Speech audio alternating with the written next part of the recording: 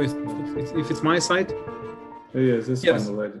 Yeah, so those movements, they still exist. Underground Pentecostals and the underground Baptists. They are, when we talk about Pentecostals, that would be probably 1/3 of Ukrainian Pentecostals. They still do not register hoods or religious centers, but not churches. And they try to limitate participation in cultural, political, and social life. However, when we talk about, I would say, mainline Pentecostals and Baptists, like Ukrainian Church of Christian of Evangelical Faith for Pentecostals, and all Ukrainian movement of Baptists, there are significant changes, especially after the Revolution of Dignity and war at east of Ukraine. I mentioned many times that for first 20-25 years of Ukrainian independent history, many Ukrainian Protestants didn't understand why they are here. You know, they did not try to build any bridges with Ukrainian society.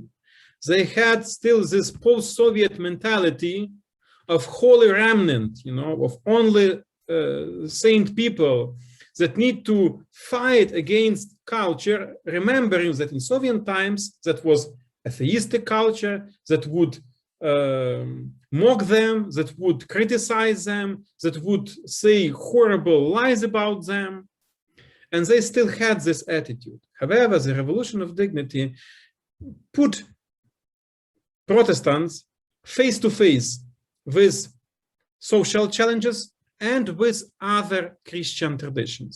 It's very important. On Maidan, you know, we know that Protestants prayed together with Catholics and Orthodox. For the first time, Ukrainian Protestants started to see in other fellow Christians not enemies, not a mission field to conquer, but fellow believers, fellow brothers. And after the beginning of the war, many Ukrainian Protestants participated as chaplains. Most Ukrainian Protestants are pacifists. And their religious convictions do not permit them to take a weapon. But still, on a social level, on a philanthropical level of chaplaincy, Ukrainian Protestants started to understand the importance of Ukrainian state. Are you there? Yes, I am. I remember in our local Pentecostal congregation here in Lviv, Pastor Alexei Demidovich from Slavyansk. Slavyansk was the city in Donetsk region that was the first occupied by pro-Russian terrorists, and there 4 Protestant pastors and deacons were tortured to death.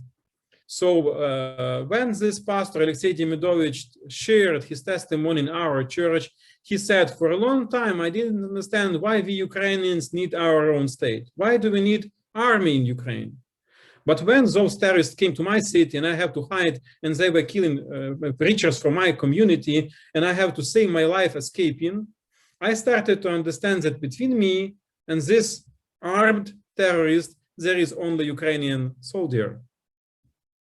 Yes, so that changed much, and when Slavyansk was set free from this occupation, Ukrainian Protestants, a few days later, were there with trucks loaded with food, with construction materials. Dozens of construction groups would go and help to reconstruct and rebuild private houses, churches, public spaces. And from that time and to now, I believe that we have a constant growth of national consciousness, I would say, of Ukrainian Protestants. Many charismatic and Pentecostal churches that used Russian language in their church liturgies back to 2013-14 at East, at Donetsk region, at Dnipropetrovsk region. After the war began, they consciously decided to use only Ukrainian language, even though they do not speak it perfectly. They refused to use Russian Bible, also a very long tradition of Ukrainian Protestants, kind of to believe that Russian translation is better, kind of more holy translation. They started to use Ukrainian translations of the Bible. So I would have to say that there are some positive changes. Maybe I would like more, but I would say the tendency is positive. Okay, Bogdan Andrievsky. Thank you for your informative lecture about Protestantism in Ukraine. And I have a question about institution of education and Protestants. For example, in the first part of 20th century, in Western Ukraine, Greek Catholics could create an institution, an educational institution called the Theological Academy, which was at the same time national university for Ukrainians. So I would like to ask you, could Protestant communities create such institution of education for their communities, or they didn't have such opportunity in the framework of the Second Polish Republic? Thank you. Wonderful question. Thank you very much. Well, when we talk about Ukrainian Baptists and Pentecostals, sure, they didn't have resources, financial resources, intellectual resources. There were very few people with higher education in Pentecostal and Baptist communities. However, when we talk about Ukrainian Reformed Christians, yes, evangelical Reformed Christians and Lutherans, the situation was different. And Ukrainian Reformed, Evangelical Reformed Church had a project of opening in Lviv Ukrainian Evangelical University in September 1939. And that never happened. But there was project quite developed. There was a program developed of 3 departments, of professorships, of courses, and actually they were ready to start. They had enough educated people, and both clergy, Reformed clergy, and also public intellectuals, as I mentioned, like Mogilnitsky, Krushelnitsky, and other famous Western Ukrainian families that or belonged to this community or supported it. And also like Ukrainian famous writer and political activist Pavlo Krat was a pastor of this church. Most of his life he spent in Canada. So, but he been here in Western Ukraine for almost 10 years as a missionary, and he's quite famous Ukrainian writer of that period. And also Zinoy Baczynski and the bishop of this church, Vasil Kuziev, they all were good people with good education. You know, one more important issue. In Canada, in Bloomfield Seminary, there was opened back to 1919 Ukrainian branch. And for instance, such famous Ukrainian immigrant like Longin Tsehersky, representative of other famous Western Ukrainian intellectual family, taught there for Ukrainian Reformed pastors. And Vasil Kuziev was also member of a revision commission for Ukrainian translation of the Bible that Ohienko did. So there were a lot of connections, and actually Hrushevsky, Ukrainian famous historian, wrote his book about history of religion ideas in Ukraine because Ukrainian Evangelical Alliance asked him to do so and paid for his work. So there were that web network of intellectual contacts that provided all necessary resources for Ukrainian Evangelical Reformed Church to open that university. However, due to war, that never happened. So this is the situation between the First and Second World Wars. Okay, more questions?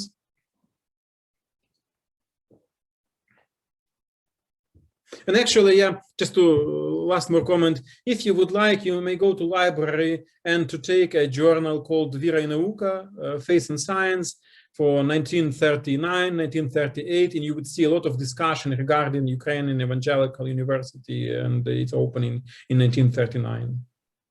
Thank you. Welcome.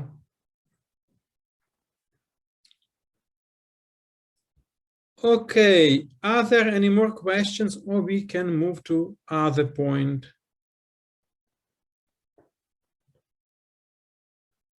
Okay, then thank you for your questions. And I'd like to continue a bit with giving some, I would say, case study of ecumenical initiatives and trends in contemporary Ukrainian Protestantism. And here I would like to introduce you a bit work of the institution that I am involved for last 10 years. It is called an Eastern European Institute of Theology. That is, first of all, academic institution.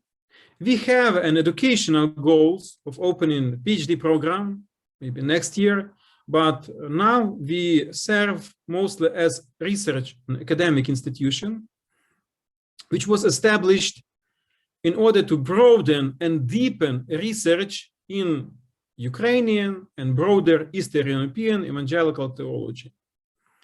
The mission of the Institute is to create an open academic and educational environment in which theological researchers can work together to develop evangelical intellectual culture by engaging in high-quality theological research, producing theological knowledge, and facilitating its reproduction. Three values of our institute. First, it's evangelicalism. What we mean by evangelicalism? We mean loyalty to classical theological principles of world evangelical movement formulated in the decision of Lausanne Congress, 1974. You may read about it on web. Second value is academicity. By academicity, we mean intellectual autonomy and research freedom, high quality of education, the possibility of publishing the results of scientific research, stimulation of the independent researchers of those who study.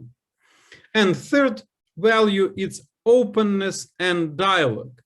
By openness and dialogue, I mean impartial, constructive dialogue between theology and science, teachers and students, church and academy, Protestantism and other traditions of faith, aimed at solving the critical theological problems. So Institute was established in 2019. However, it existed before, since 2008, as a research and research center of Euro-Asian Accrediting Association of Evangelical Theological Schools, Resource and Research Center of Euro-Asian Accrediting Association of Evangelical Theological Schools. And here I need to draw your attention to this unique phenomena, unique organization, which is called Euro-Asian Accrediting Association. You know, in Soviet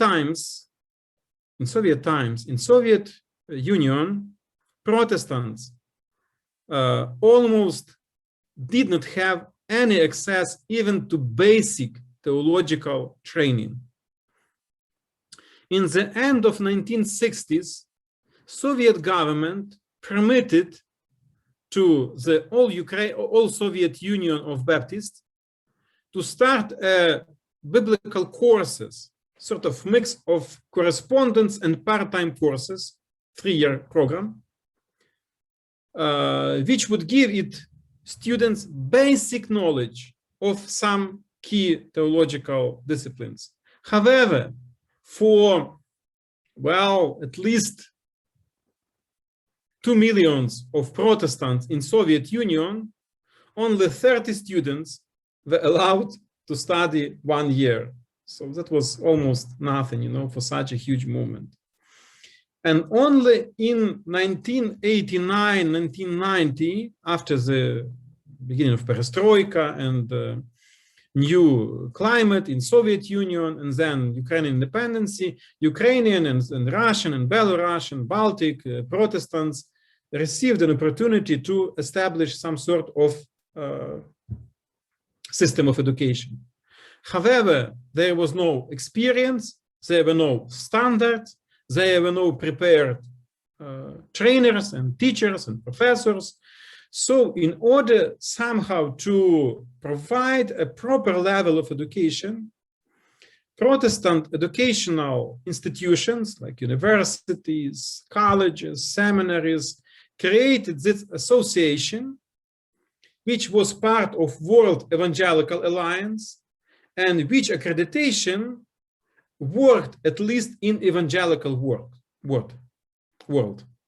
So this institution has an aim to ensure the quality of theological higher education and to develop standards and procedure for accreditation.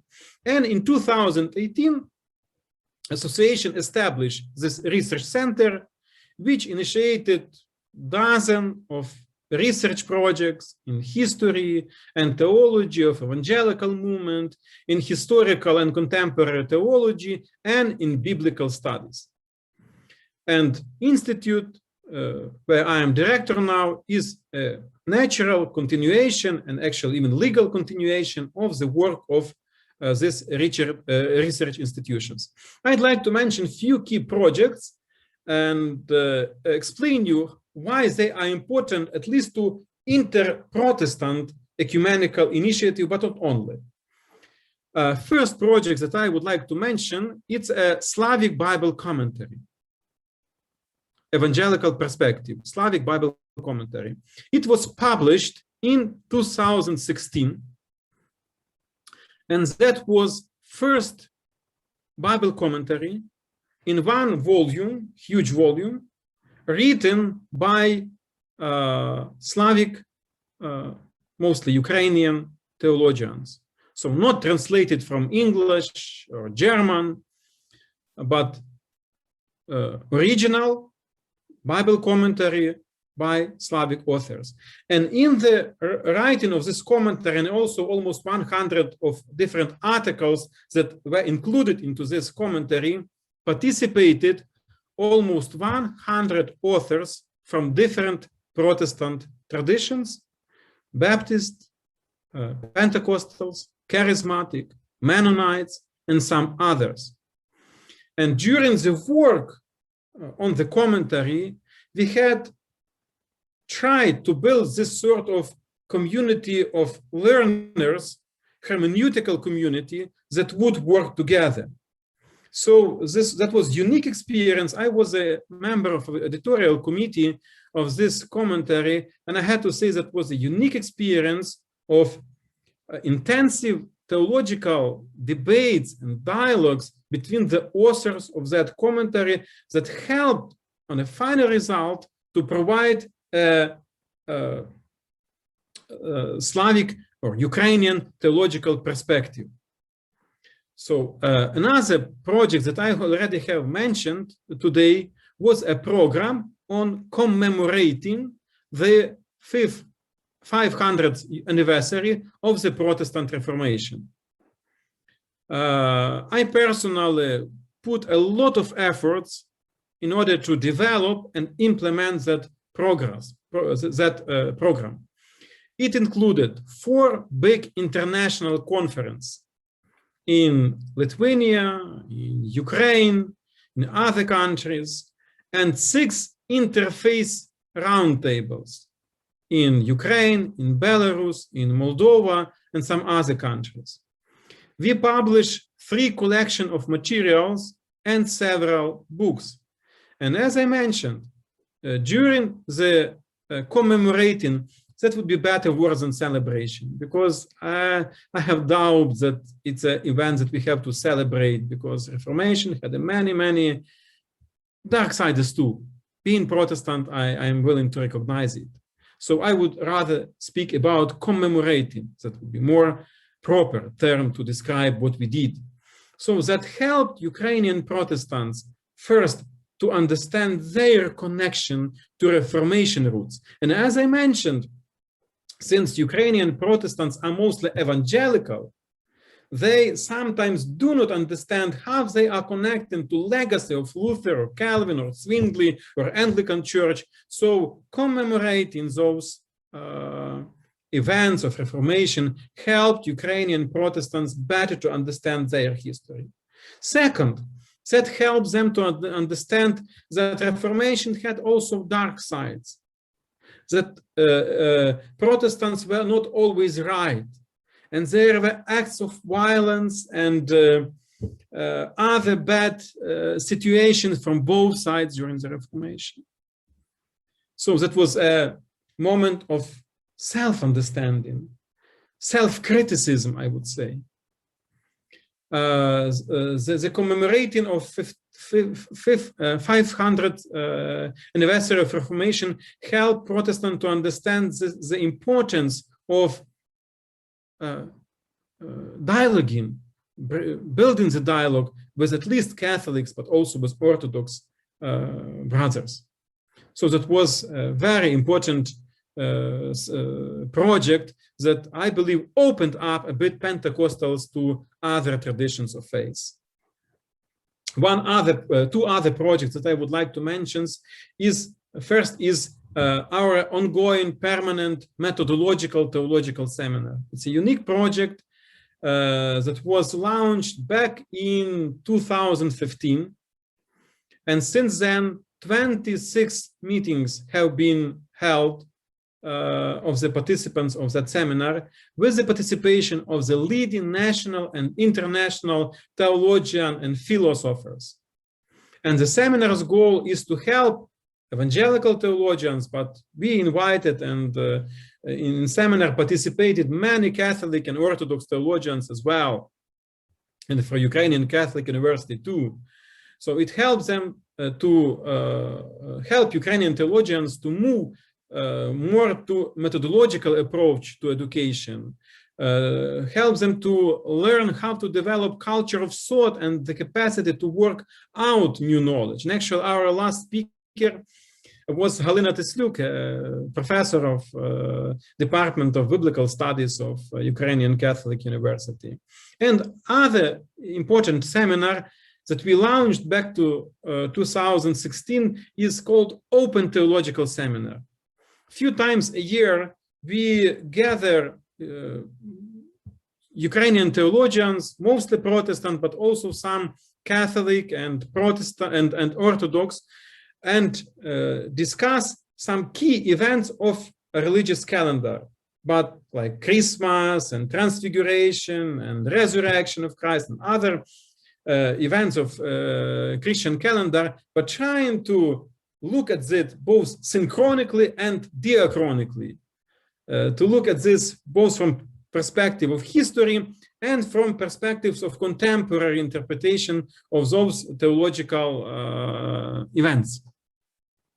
Also, we run annual international conference on critical theological issues. So in 2019, we held that conference in Ukrainian Catholic University together, and it was entitled Church and Public Love in Action. That was first Ukrainian theological conference presenting the idea of public theology, very important direction, current of contemporary Western theological discourse. And a good friend of mine, Corneliu Constantinianu, Romanian Pentecostal theologian, was one of the most prominent contributors into developing European public theology. Unfortunately, he died because of COVID in the age of 53 last year, and it's quite a loss for European evangelical theological community. And also this year, months ago, we held an online conference on church and on religion and science, with leading scholars from both Protestant, Orthodox, and Catholic traditions of faith. So we had like Alistair McGrath and Petros Vassiliadis and other theologians presenting their view of more a complementary approach to religion and science. So this is part of our important work. And also here again, we have this ecumenical vision, not of running conferences just for Protestants and by Protestants and with Protestants, but with organizing these interconfessional conferences where representatives of main Ukrainian Christian traditions have equal voice and equal representation. And that's a unique event.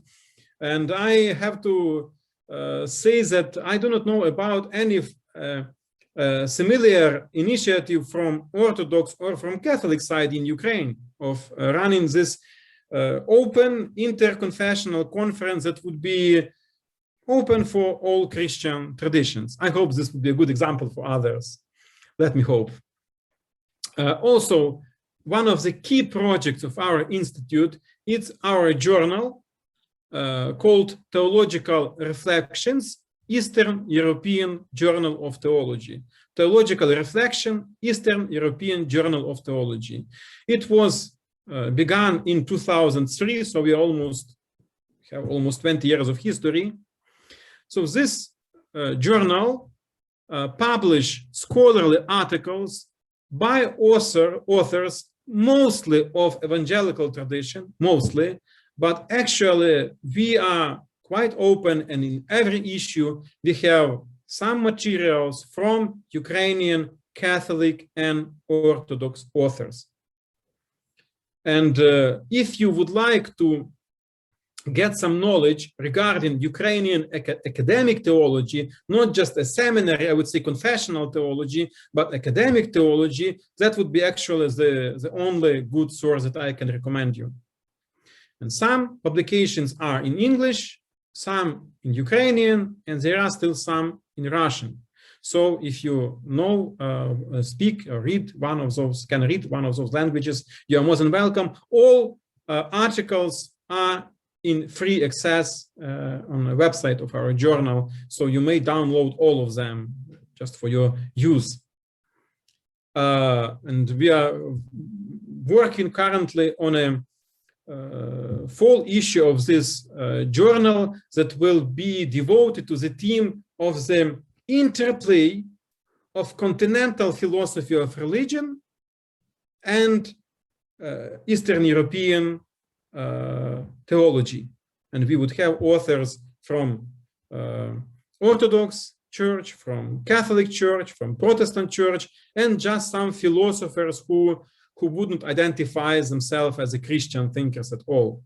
And this is my vision, that such journal should be dialogical by its nature, and it should be an open space where different points of view and different perspectives may meet and may be put in dialogue. Also, I'd like to mention a series that we published in Ukrainian publishing house Spirit and Letter, Duch и Litera. It is called Contemporary Protestant Theology. The series includes works on the problems of theological knowledge, ecclesiastical research, and explanation of the church's role in addressing society's most pressing challenges. And for now, we published 3 books. That a book of Sergei Sannikov, the most famous Ukrainian Baptist theologian, Signs of Presence, Anatoly Denisenko's books about liberation theology, and actually this book is sold out already, and book of my good colleague, British Anabaptist theologian Joshua Searle, called Theology After Christianity. And we are preparing to print this year 5 or 6 even more books. So if you would like to kind of keep track of Ukrainian academic theological research, I highly recommend you to go to Spirit and Letter or to my email and to follow those publications, because they actually the only academic theological publications in Ukrainian. Also, I would like to mention to you another very interesting phenomenon, I would say experiment. It's a cooperation of our institute with Dragomanova National Pedagogical University in Kiev, one of the leading Ukrainian universities. Since 2015, we have a joint PhD program in theology for professor of Ukrainian theological educational institutions. And more than 20 Ukrainian evangelical scholars defended their Doctor of Science or PhD dissertations on that program. And that's a unique experiment, because both at the Department of Theology and Religious Studies, we have Catholics like Ivan Ostashchuk, who is Roman Catholic. We have Orthodox like Yuri Chernomorets and Tatiana Kotlerova. And we have Protestants like me or Sergei Sannik or other Protestant scholars who work together at one department. And also in a scientific council for defending dissertations in theology, we also have Protestants, we have Catholic, and we have Orthodox scholars working together. And I believe that is one of the unique ecumenical experiments in academic theology, which significance is not yet understood quietly. It will take some time, and maybe in the years ahead, somebody will reflect on this and maybe write a good dissertation about the work and publication, because altogether more than 50 dissertations were defended during those 5 or almost 6 years already,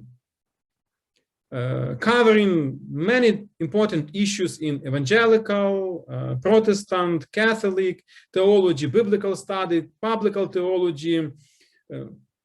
My PhD student Pavlo Shevchuk wrote an excellent book on political theology, for instance, of radical orthodoxy, such influential contemporary British theological movement. So that was a unique moment of Ukrainian theological history, where theologians of different traditions of faith were worked together for a long period of time, producing a good dissertation and publishing them.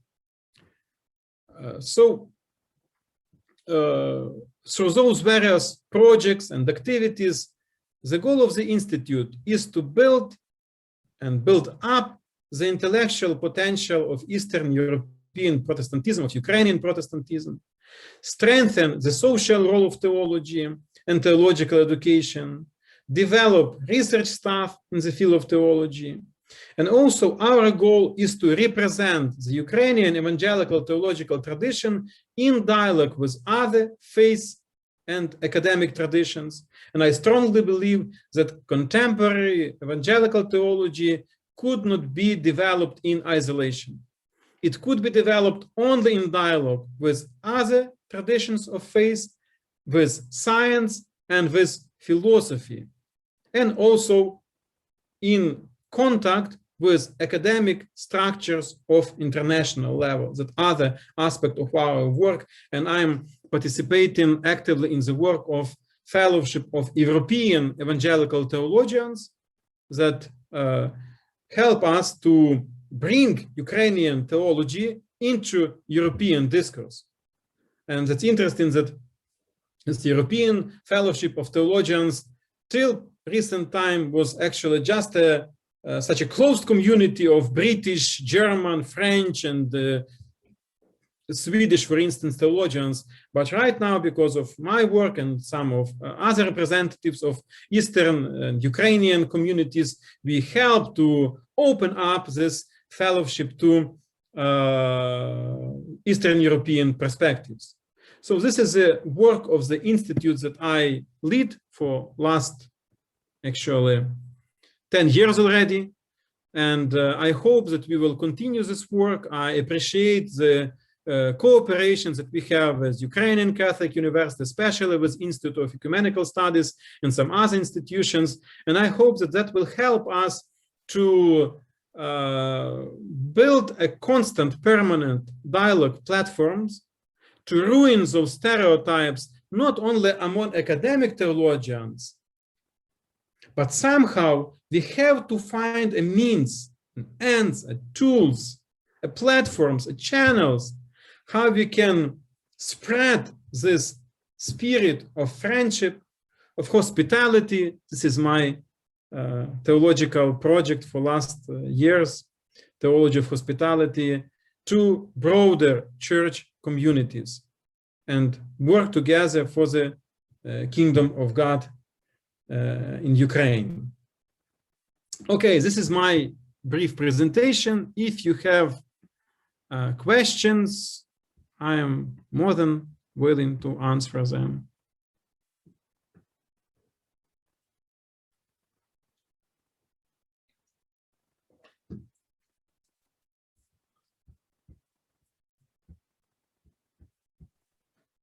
We are open for cooperation. If you don't have questions, but you want to cooperate, you are more than welcome too. I have also one more question. Sorry that my persistence. You're welcome. Dear professor, we speak a lot, we used to speak a lot about noise here. Okay. We spoke in our church, in our Ukrainian Catholic Church, we spoke about our identity, what identity we should have, what is the Catholic Church or the Orthodox Church in unity with Rome, where we're placed in the contemporary history, what should be our direction of our development, and so on. And for the Protestant churches, how do you see your identity from, because during the youth time, there were so little communities which survived. And in the 1990s, most of the communities which appeared didn't have this background in the older communities. So because of the many coming outside from Ukraine, evangelizing and creating communities. And how do you connect this situation you have right now of the Protestant communities here in Ukraine with the history of the evangelical communities, these evangelical communities? Or is it something new which is created? Or because of some facts that there were several communities, it doesn't mean that it is a continuous progress, you know? For me, it's interesting. Yeah, well, that's a good question. Thank you very much. One of the means of having this continuity is respect and attentiveness to our own history.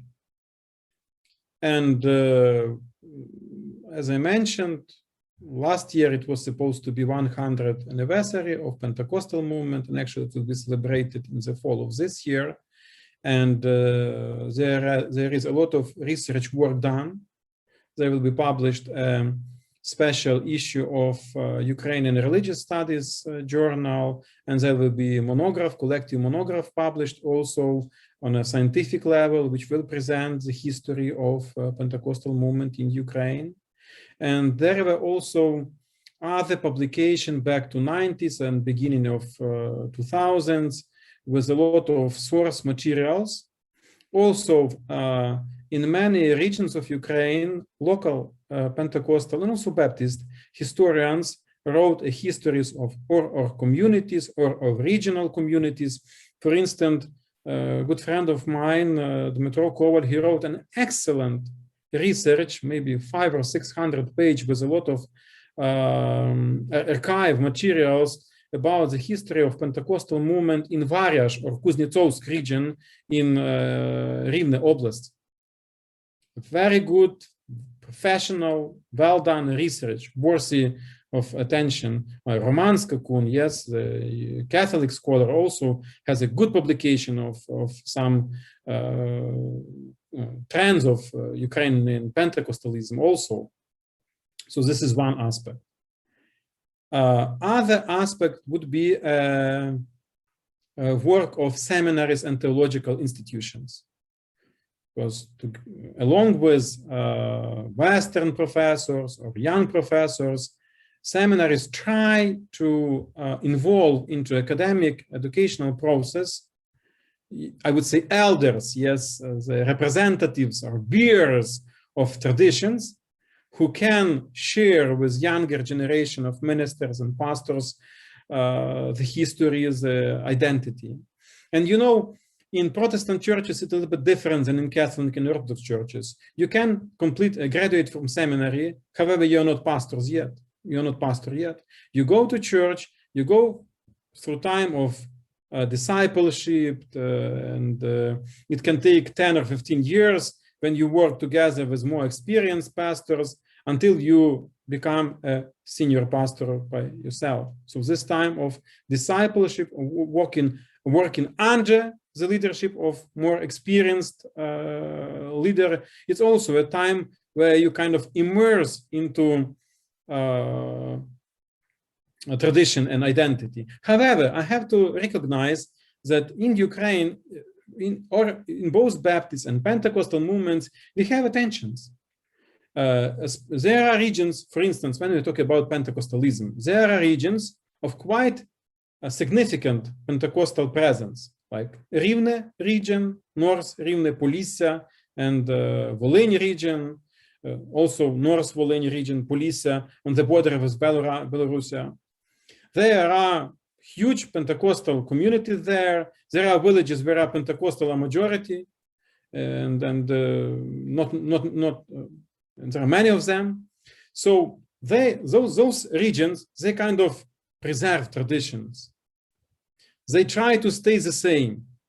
However, in large Eastern Ukrainian cities, in industrial centers like Dnipropetrovsk or Zaporizhia or even Kyiv and others, during the last 30 years were established dozens or hundreds of new communities that actually were building out of scratch, without any connection with former traditions. And usually in liturgical practices, in the practices of leadership, those communities really are quite different. And in the 90s, it led to splits even, and some groups left Pentecostal Union and Baptist unions because they were more radical and they didn't want to stay connected to this old tradition, and they thought that you need to leave it behind in order to move forward.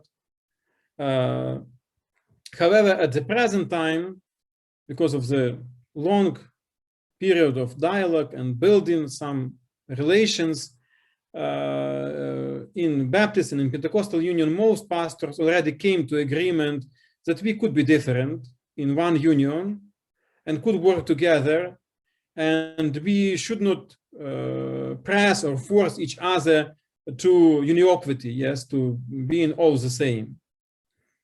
However, I should recognize that in some regions of Ukraine, in some communities, there is this lack of identity and connectedness to the history of evangelical tradition.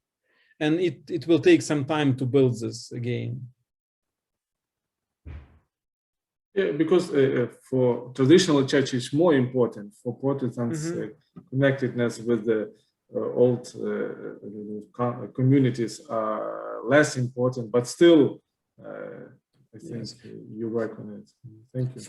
For many Protestant communities, which emerged in 90s, it was vital to leave behind, all those traditions, those communities, especially when we talk about charismatic movements. They would talk about traditional Pentecostal churches the same way as Pentecostals spoke about Catholic and Orthodox, as a deadly religious organizations with, those old wineskins, that can't keep in it the new wine, so that created a lot of splits and bitter moments. However, it's already history.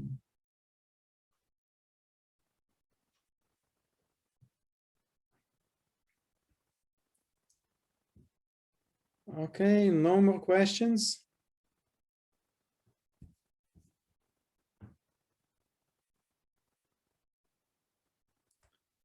So it would be yes. also interesting to hear some story from Viola. She's coming from Transcarpathia, and she's Reformed Christian. So because the church has a strong historical presence in this region. But yeah, if I may add just one moment, there is an Ukrainian Reformed community in Svalava. I'm not sure if you're aware of this, which is actually one of few communities that recognize its connectedness to this Ukrainian Evangelical Reformed Church that existed between First and Second World Wars. And they even published for some time Ukrainian theological, well, evangelistic, I would say, journal. However, they do not do it anymore as far as I know. But I would really also would like to hear how it to be Hungarian Reformed in Transcarpathian, and when finally Hungarian Reformed start to influence other nations in Transcarpathia. One moment. So I'm actually, I mean, I live in Hungary now, but I was actually for a year a pastor in a church in Uzhhorod, in a Hungarian Reformed church in Uzhhorod.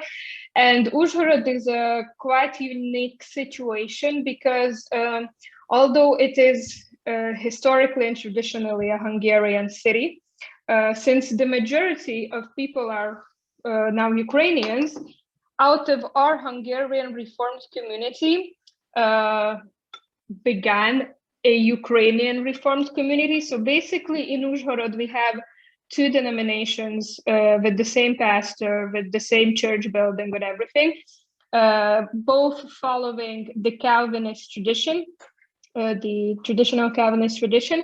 And they have been present now for 10 years. I'm not working there anymore, but I would say that I see this community as the future of Uzhhorod because it is actually growing all the time. We have many children, we have many newcomers. So as opposed to the Hungarian community where it's majorly elder people over 70, here we have a different demographic. So people around, I would say like the average demographic would be 40 perhaps.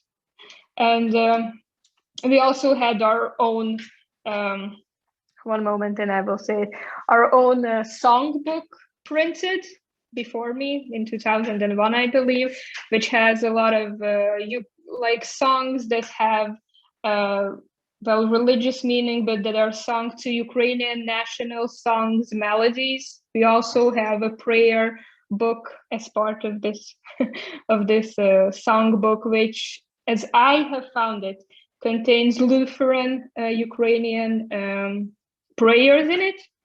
So I can see that there is a possibility of Hungarian Reformed Church kind of grasping out to the Ukrainian communities. It is actually my research topic and my passion project of kind of building this community between Ukrainians and the Hungarian Reformed Church. How can we work together in that given context? Because I do see there are many possibilities.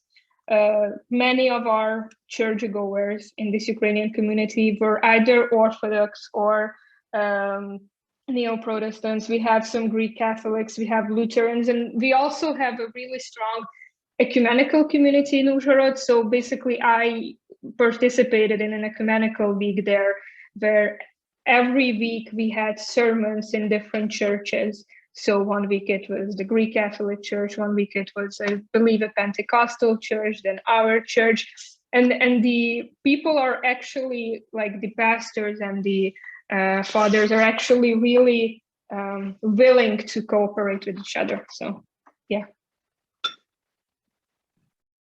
Well, thank you. Thank you. That's quite exciting. I'm happy to hear about building bridges between Hungarian Reformed movement in Transcarpathia and Ukrainian population. I believe it's very promising direction to go. Just one more comment, if I may.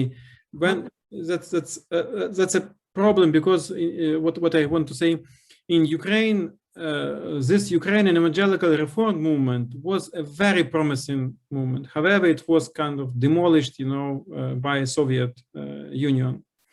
And many, there are some Ukrainian Reformed communities now, Presbyterian and Reformed, but altogether it would be maybe 50 or 60 communities for the whole Ukraine. And they are split also into few groups, and they are not influential in Ukrainian theological discourse. And other issue, they are quite isolated and self-sufficient. And they are not contributing to the broader theological discourse and processes in Ukraine. There is a seminary in Kiev, Ukrainian Evangelical Reform Seminary, a good seminary, however, quite kind of independent, working only for this purpose, for this group of people. And I believe its potential could be used for broader Ukrainian evangelical community. So I welcome all such projects where we build the bridges, when we can communicate and enrich each other and multiply our resources by cooperation. And I saw some hand raised. Vera, please. Yeah, my name is Vera Fedeva, and I just wanted to add something to Viola, because I come from Mukachevo, which is near Uzhhorod, and we started this ecumenic group, and we have been working for maybe about 10 years. And we have good relationships with Reformed Hungarian Church, and there is another small one, like Ukrainian Reformed Church. They have been here in Mukachevo for about also maybe more than 10 years, and that was one missionary started, American missionary George Device. Now he lives in Kiev, it seems to me, and there is such a separate community. They're also very active in this movement, in this ecumenical work.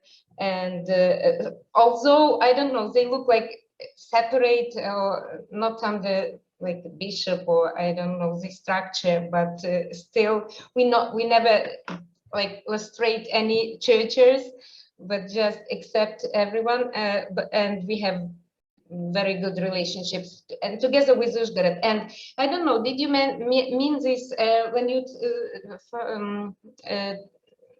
I mean, Professor, when you spoke about Svalava, is Fedoraichynets, or is it because there is this small village near Svalava, Polyana, and there was one very active Fedoraichynets. Unfortunately, he died also from COVID last year. It was a big loss, because he was very enthusiastic about this ecumenic work, and moved it and started this dialogue between bishops on the higher level.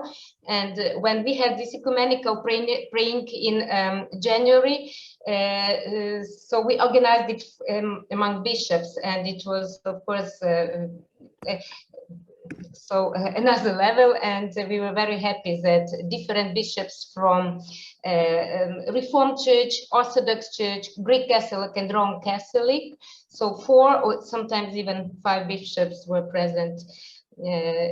So we're very happy that we can have this dialogue and do a lot of projects together.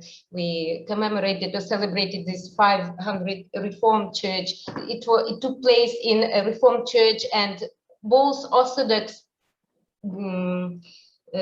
priest, not bishop, one bishop, another chief priest from even Moscow Patriarchate. So which it's like a miracle, because usually they never want to meet together.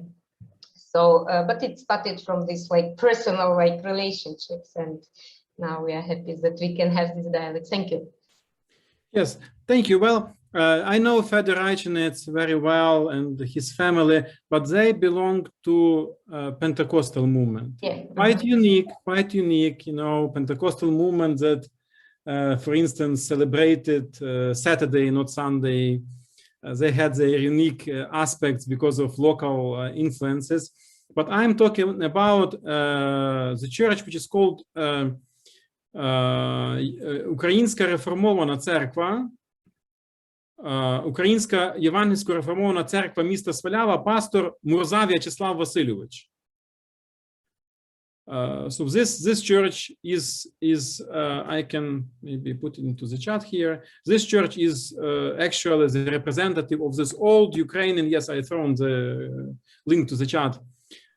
This church is also is one of few representatives of this old Ukrainian evangelical Reformed movement. If I'll take just 1 minute, when I was writing my dissertation, I was trying to find resources and alive participants of this church. So I went to Rivne and I met Pastor Filemon Semenyuk, who had been pastor of Ukrainian Reformed Church back to end of 1930s.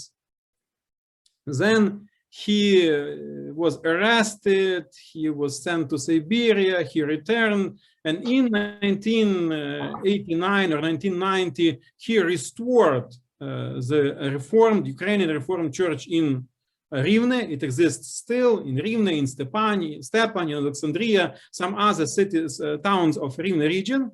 And also they were one of founders of this Ukrainian Evangelical Reformed Seminaries in Kiev. But this is small movement that contains maybe 5 or 6 or maximum 10 communities around Ukraine that identify themselves as the representatives of this Ukrainian evangelical Reformed tradition. Other Reformed and Presbyterian communities here in Ukraine, they are nowadays movement. You know, they were brought mostly by American or Dutch missionaries to Ukraine, and they often just don't know and do not feel themselves connected to the rich history of Ukrainian Reformed movement, unfortunately. Okay.